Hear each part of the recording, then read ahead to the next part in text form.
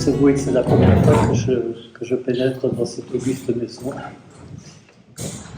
qui m'impressionne assez par son volume, par toutes les ondes qu'elle doit contenir, je suppose.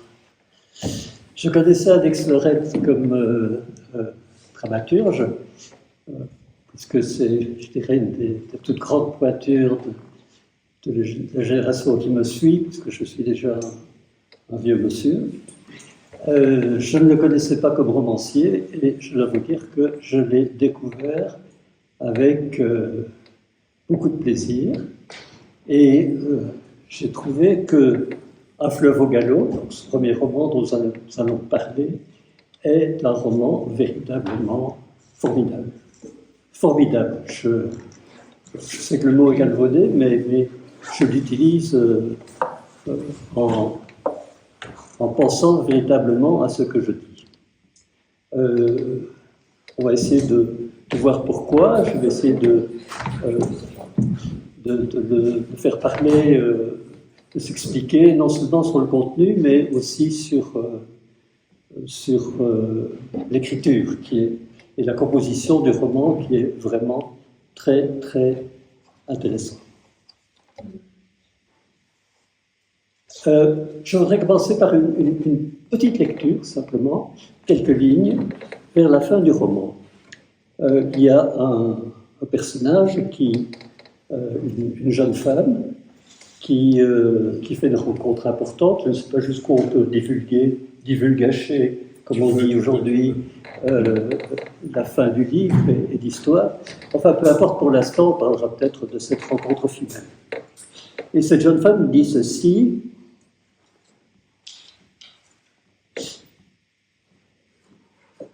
puis les mots viennent. Donc, au début, elle a de la difficulté à parler. Puis les mots viennent. Ils sortent, d'abord hésitants, puis de plus en plus rapides. Leur débit s'accélère. Je ne peux plus les arrêter, comme un fleuve au galop. Voilà le titre du livre. Il écoute, il ne dit rien, je parle longtemps. Je raconte tout dans le désordre. Continuez, mais voilà. Donc ce personnage qui est un personnage qu'on verra qui est très problématique, qui a une parole d'autant plus rentrée qu'au début elle reste longtemps silencieuse, enfant avec sa mère.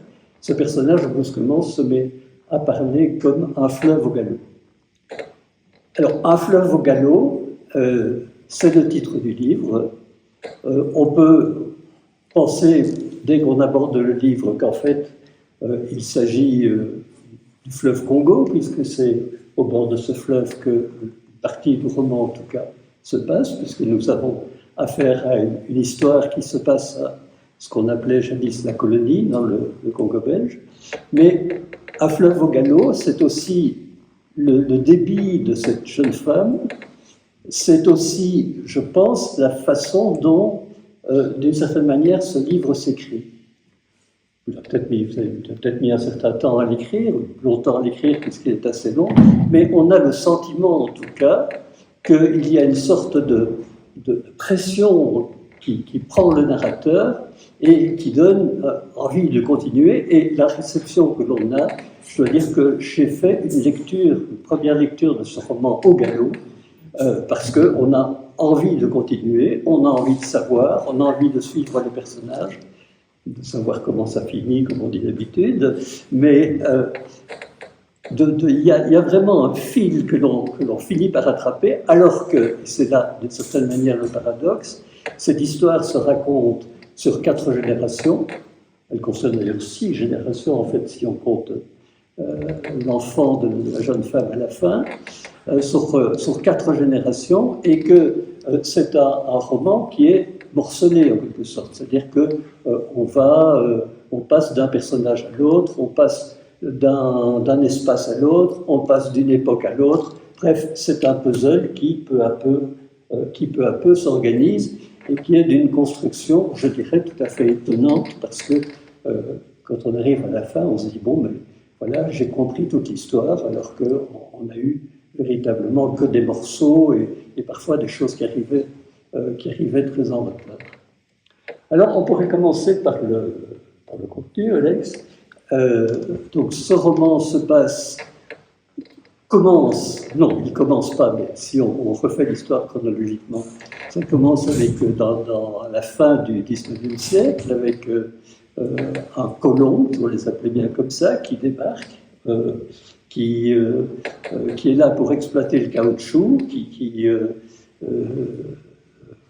s'installe, qui fait fortune avec toutes les vicissitudes que cela peut entraîner. Et puis, il va avoir un fils qui est appelé le grand-père dans le roman. Et puis, ce grand-père va avoir un fils lui-même, dont on parle très peu. On peut aussi se poser la question pourquoi, quels sont de personnages un peu fantômes. Et puis, on arrive à un des deux personnages principaux, qui est Lucie, qui est la fille de ce personnage un peu fantôme, dont on va raconter longuement l'histoire, et de sa fille ensuite, Félicité, dont on va aussi raconter longuement l'histoire. Alors, pourquoi est-ce que tu as tenu à faire toute cette fresque, en quelque sorte, cette saga presque de cette famille, pour mieux éclairer peut-être ces deux personnages? Bon, tout d'abord, bonsoir. Je n'ai pas encore dit bonsoir. Merci pour ton introduction. En fait, l'histoire ou la genèse du roman, le roman a été précédé d'une pièce de théâtre. Et la pièce de théâtre, c'était un texte qui s'appelle La vie comme elle vient, qui était un texte que j'avais écrit pour une comédienne qui s'appelle Jo Deuzer. Et en fait, l'idée, c'était de créer une sorte de polylogue, donc d'avoir une sorte de monologue traversé de plein d'autres voix et d'autres personnages. Et à l'issue de cette écriture, je me suis dit, j'ai l'impression de ne pas en avoir fini avec les personnages, les différents personnages qui habitaient ce récit. Et je me suis dit, en fait, j'ai envie de donner la parole à d'autres protagonistes en fait, dans le récit. Et c'est comme ça qu'est née en fait cette polyphonie. Donc j'ai gardé la trame, en tout cas l'évolution du personnage de Lucie, de la mère, et sa fille qui était très très silencieuse dans la pièce de théâtre, qui dit à peine quelques mots.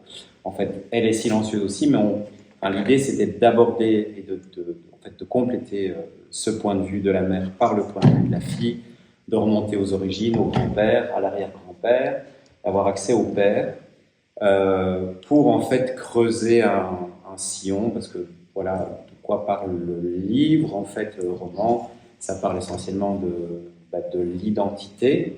Alors l'identité c'est très à la mode, hein, c'est un terme un petit peu fourre-tout et un petit peu galvaudé, et en fait j'avais envie de travailler ce thème-là sous une approche un peu particulière. J'ai écrit le roman avant qu'on en parle, d'ailleurs autant de l'identité, un petit peu avant. Oui, j'avais envie d'explorer en fait en quoi l'identité est à la fois un très beau cadeau, mais aussi un piège en fait. Parce qu'en fait, chaque personnage se revendique d'une certaine identité dans le livre. Et en fait, cette revendication induit une certaine vision du monde pour le personnage et induit en fait une trajectoire pour le personnage.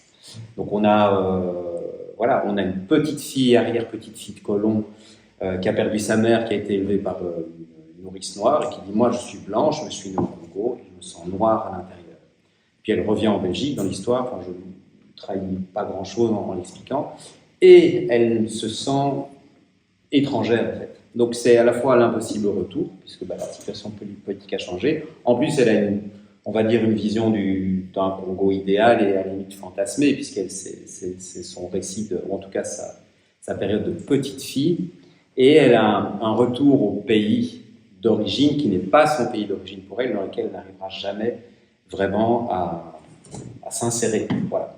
Et sa fille, Félicité, qui effectivement parle très peu, qui est métisse, elle a exactement en fait la posture inverse. Elle se sent très belge et elle ne comprend pas pourquoi sa mère n'arrive pas à se sentir belge, et qu'il n'était pas t'es pas du tout une africaine, t'es belge comme moi, et ce genre. Et donc, en fait, c'était ça que j'avais envie d'explorer, et aussi l'idée qu'on peut se sentir étranger quelque part ou dans un pays sans que ça se voit sur notre visage ou par rapport à notre couleur de peau. Et ça, c'est un peu, quand même, un petit peu tiré de l'histoire familiale. Moi, j'ai aucune. On m'a souvent demandé est-ce que ta famille. Non, il n'y a personne de ma famille qui est allé au Congo. Mais j'ai une maman flamande francophone. Et donc, qui vit en Wallonie depuis des années, mais qui est à la fois de là-bas et pas de là-bas. Et dès qu'elle ouvre la bouche, on entend qu'effectivement, il y a un petit accent qui reste. Et donc, c'est cette difficulté en fait à trouver sa place tout en pensant qu'on l'a, et la manière dont, comment on conçoit en fait, et on se regarde soi-même, comment en fait cette perception qu'on a de soi induit en fait un parcours de vie.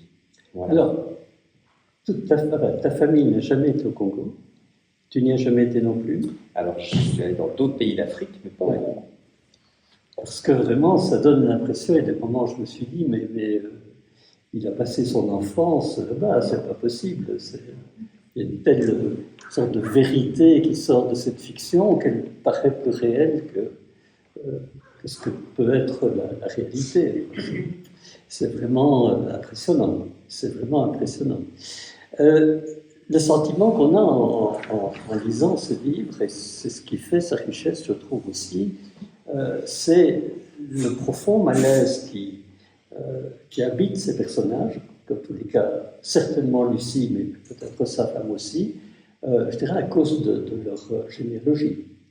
À cause on a l'impression que malgré elle, le passé pèse sur elle, pèse fortement. Et on pourrait commencer par la figure de l'arrière-grand-père, Edmond, qui arrive, dont on ne connaît, ce qu'il dit, on ne le connaît qu'à travers ses carnets.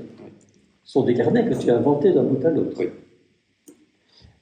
C'est vraiment, on a là le type du colon, de bonne foi en plus, semble-t-il, qui commet les pires exactions avec les Noirs qu'il emploie, qui va être très étonné qu'on le lui reproche après, parce qu'il est de bonne foi quelque part, et puis bon, les Noirs, on tape dessus, on les tue, au moment qu'ils travaillent et qu'ils enrichissent les Blancs qui sont là, mais ça va bien. Donc on a ce personnage-là qui a l'impression que son ombre est là et qu'elle pèse sur toute la famille. Oui, et effectivement, il est fictif, mais en même temps basé sur... j'ai fait 2 ans de lecture en fait, avant d'écrire. Et donc, il y a plein de documents historiques qui sont disponibles. Et c'est quelque chose que j'aime beaucoup faire, en fait. C'est fictionnaliser et ramener, en fait, du récit sur base de documents, mais vraiment en prenant distance par rapport aux documents. Et c'est quelque chose que je pratique aussi beaucoup au théâtre, parce que si on parle un petit peu de théâtre après, on peut tous avoir on a notre champ et nos envies d'écriture. Moi, il y a une chose qui me lasse un petit peu dans le théâtre, et on en a déjà discuté d'ailleurs, c'est le théâtre purement documentaire. Parce que, en fait, c'est un procédé, et puis on en voit 1, 2, 3, et puis à un bout d'un moment donné, moi je reste sur ma faim vraiment dans le langage et dans la dramaturgie. Et je trouve que un documentaire peut prendre bien sûr un format radio, un format théâtral, un format écrit, un format télévisé. C'est un format en soi, mais je trouve dommage de se priver en fait de la richesse d'utiliser des documents et de en fait remettre un travail dessus qui est vraiment un travail de littérature où en fait on réécrit, on invente une langue et on la projette en fait sur le matériau comme du flocage en fait. C'est vrai que le matériau, on peut dire, il suffit de regarder les faits, les dates, ce genre de choses. Le personnage dont tu parles est un montage de différents personnages qui ont effectivement existé. Mais ce n'est pas un personnage. Et ce qui est pris, c'est simplement certains faits historiques. Après, la manière dont il s'exprime, son parcours, comment il arrive là, effectivement, est complètement fictionnalisé. Et tu le fais exister, et puis tu fais exister sa femme, qui est la sœur d'un ami qui le fait venir de de Belgique et qui va vivre là-bas. Ils vont avoir un fils. Et alors, la femme, elle meurt très vite. Ce fils, il se marie et sa femme meurt en couche. Il y a vraiment une malédiction sur ces pauvres femmes dans cette histoire. Ce qui, effectivement, en fait, charge le personnage de Lucie, comme tu l'as mentionné, elle est comme une ombre qu'elle portait sur elle, parce qu'en fait, elle a une lignée en fait, qui est décimée, et donc c'est la première en fait et elle, à l'inverse, elle a une longévité, en fait, elle vit, elle vit une vie pleine, et elle vit plusieurs vies dans une vie, comme si elle devait vivre en fait pour les générations qui l'ont précédée. Mais alors, ces deux premières femmes, elles ont un accouchement très difficile, l'une et l'autre. Et puis, Lucie, déjà la manière dont l'enfant est conçu, ça se passe de façon un peu bizarre.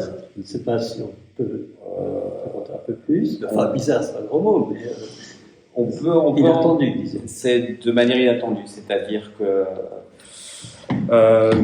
c'est une amitié qui se transforme, et c'est dit dans le texte, en fait, elle ne dit pas oui, elle ne dit pas non, elle ne dit rien. Et donc, en fait, quand on a monté la pièce, avant que le roman soit créé, une des comédiennes plus jeunes qui a amené tout le débat sur le consentement. Et par exemple, avec Jo, ça a fait l'objet de tout un débat, parce qu'elle est d'une autre génération, elle disait mais non. Enfin, donc, c'est assez intéressant d'être dans cette zone de flou, parce qu'en fait, c'est un enfant qui arrive, qui n'est pas désiré, c'est un enfant par accident. Et c'est quelque chose aussi qui induit aussi une partie de la colère de la fille pour sa mère. Donc, on passe encore une génération plus loin. Il y a des colères multiples envers la mère, envers Lucie, mais c'est une des raisons aussi de la colère. C'est clairement,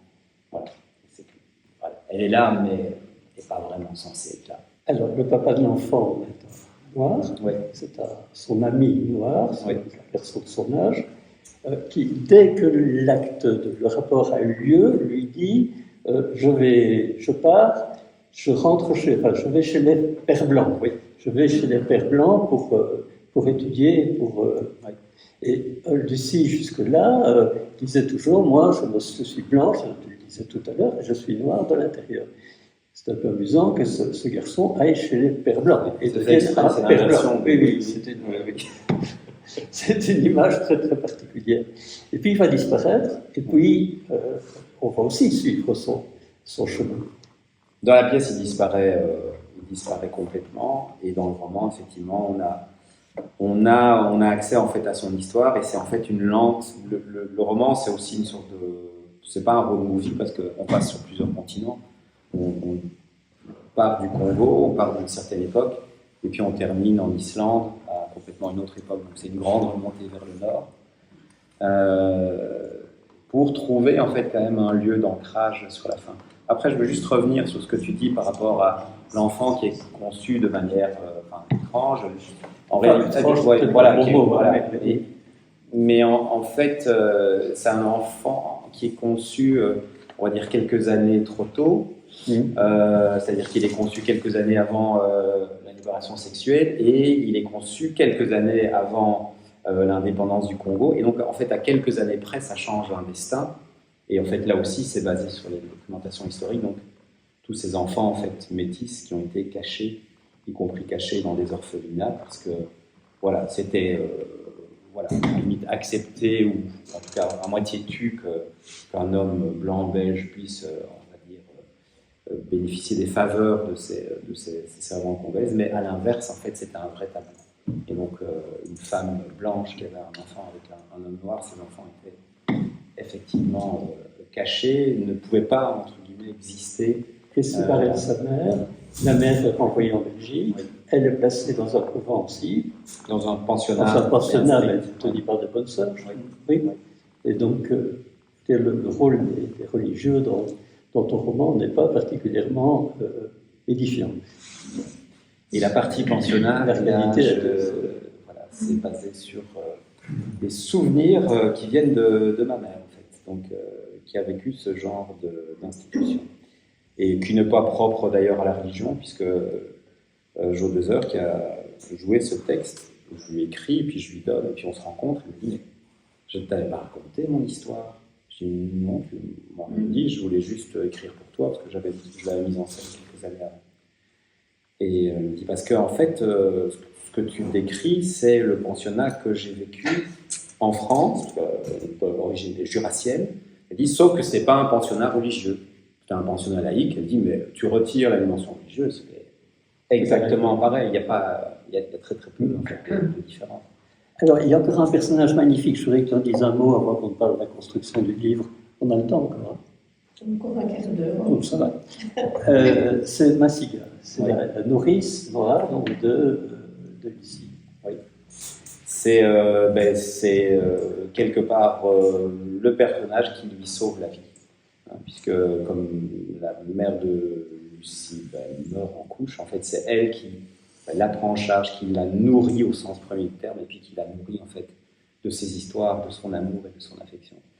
Et qui fait que, effectivement, le personnage de Lucie dit, le pays, c'est celui qu'on reçoit dans son enfance, et pas nécessairement celui de sa naissance. En fait.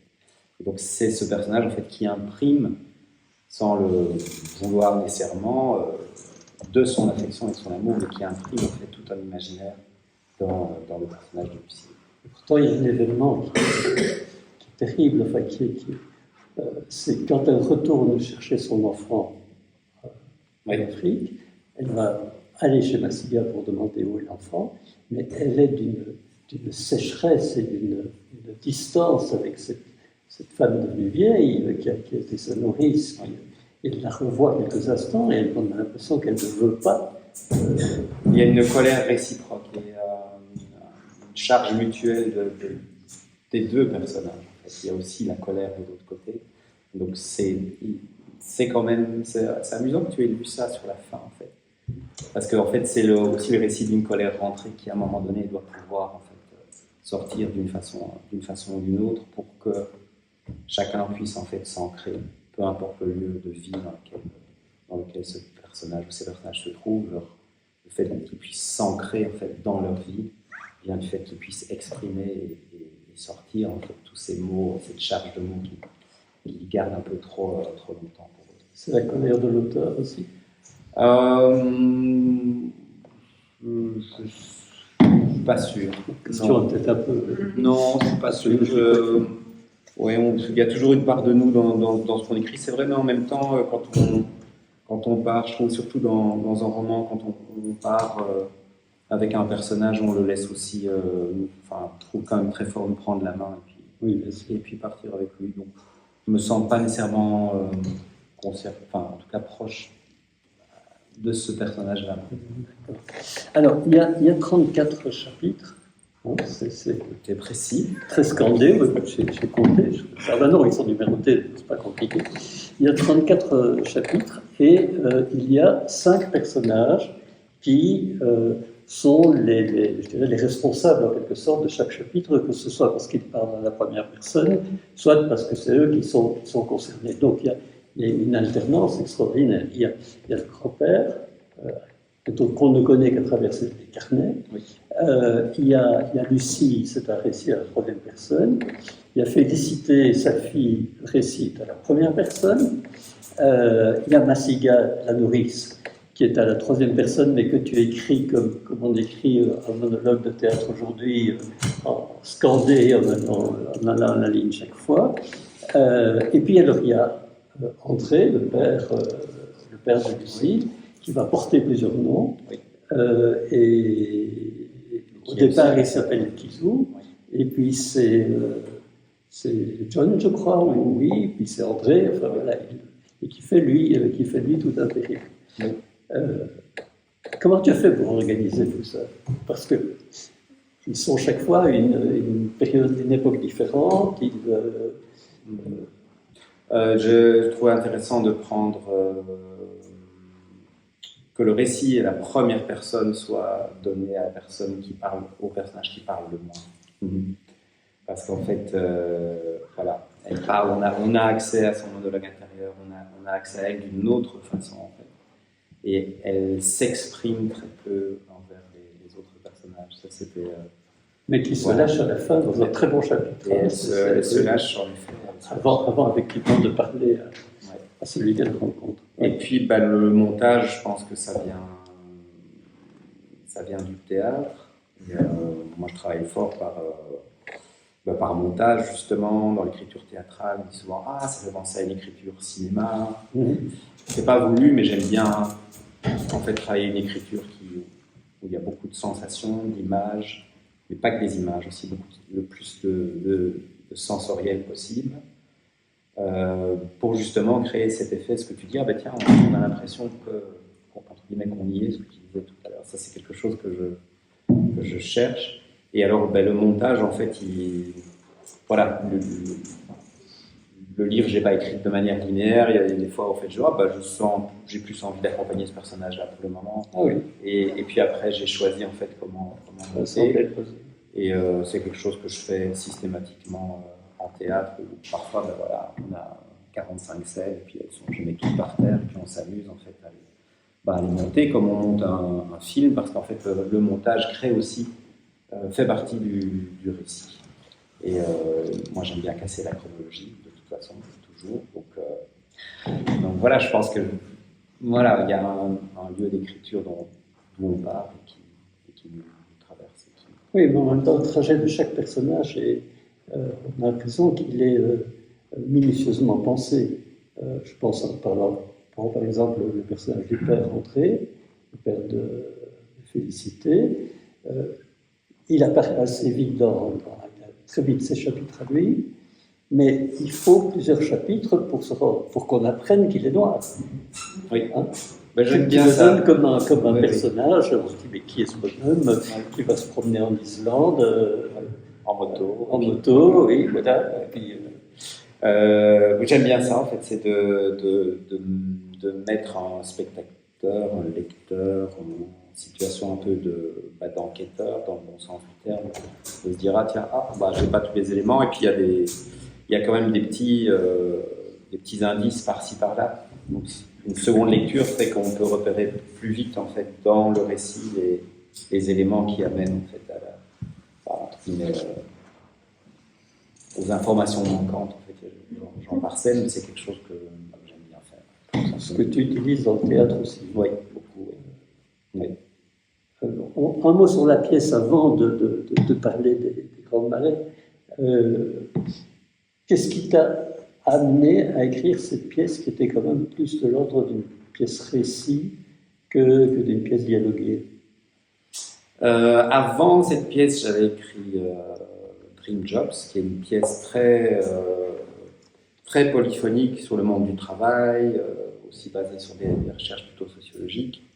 Et ça avait été un gros boulot, je pense, plus de je pense entre un an et un an et demi. Pour une pièce, c'est long pour les auteurs de théâtre, souvent. Enfin, ça dépend, il n'y a pas de règle, mais voilà, ça s'écrit normalement plus vite qu'un roman. Et j'avais envie, en fait, enfin, c'était long, c'était chouette, c'était bien, voilà. Mais j'avais envie d'une autre forme. Et me dire, voilà, faisons-nous un passage. J'avais envie d'écrire pour une comédienne en particulier, et tout ça s'est mêlé, mais il se fait que ce monologue n'est pas resté un monologue. Et à la base, l'histoire de la pièce, c'est aussi une histoire d'une production. Soraya Morani, qui était à la charge de Rhinocéros à l'époque, on se rencontre à Avignon, après il me dit oui, tu peux écrire un monologue, parce que bon, voilà, les contraintes de production. Puis on se revoit 3 ou 4 mois après, je l'ai écrit assez vite. Et je dis, mais en fait, moi, je sens pas ça comme un monologue. Il y a d'autres personnages qui poussent, en fait. Je me dis, alors, tu m'avais dit que je devais écrire un monologue. Non, mais c'est bon. Et donc, ce monologue est devenu, pour finir, une pièce qui est prise en charge par 3 comédiens, comédiennes, enfin 2 comédiennes, un comédien, mais il y a 27 personnages dans le texte. Oui, donc les embryons de personnages qui vont développer dans le roman. Voilà, c'est ça, tout à fait. C'était un bon tremplin pour le roman. C'était un bon tremplin, et apparemment ça ne se fait pas souvent, donc c'est plutôt on part du roman et puis on fait une pièce ou une adaptation. J'ai eu quelques discussions avec les éditeurs, notamment avec Émile, qui me disaient mais non, mais les droits, j'ai dit non, écoute, je peux pas laisser les droits d'adaptation au roman parce que je compte écrire le roman moi-même. Et donc, c'est normalement plus dans l'autre sens. Il y a de contre-exemples. La plupart des pièces de Pirandello, c'est une nouvelle d'abord. Ouais, c'est vrai. Donc, Mais voilà, oui. en tout cas, c'est pas, je pense pas si courant de passer d'un genre à l'autre et ça nécessite quand même. C'est une autre écriture. oui, c'est intéressant. C'est intéressant. Ce sont d'autres codes aussi, Ouais.